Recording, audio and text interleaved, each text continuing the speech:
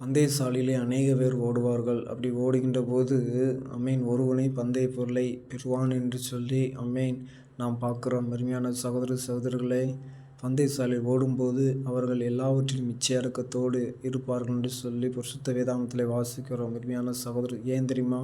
இந்த உலகத்துக்குரிய காரியத்திற்காக ஓடுவர்கள் பணம், காசு, சொத்து, சுகம், ஆடம்பரமான வாழ்க்கைக்காக ஓடுவார்கள். ஆனால் பந்தயசாலையில் ஓடும்போது, அது எந்த பந்தயசாலை? பரமழைப்பின் பந்தயசாலைக்காக ஓடும்போது, பரலோகத்திற்கு நேராக ஓடும்போது, அந்த லக்கை நோக்கி ஓடும்போது எத்தனையோ போராட்டங்கள், சஞ்சலங்கள் மிகுந்ததாக இருக்கும். ஆனாலும் தொடக்கம் அது அற்பமாக காணப்பட்டாலும் முடிவு சம்பூர்ணமாக காணப்படும். அப்படிப்பட்ட முடிவை ஆண்டவராகிய இயேசு கிறிஸ்து உங்களுக்கும் எங்களுக்கும் வைத்திருக்கிறார். அப்படிப்பட்ட கிருபைகளை நீங்கள் பெற்றுக்கொள்ளுங்கள்.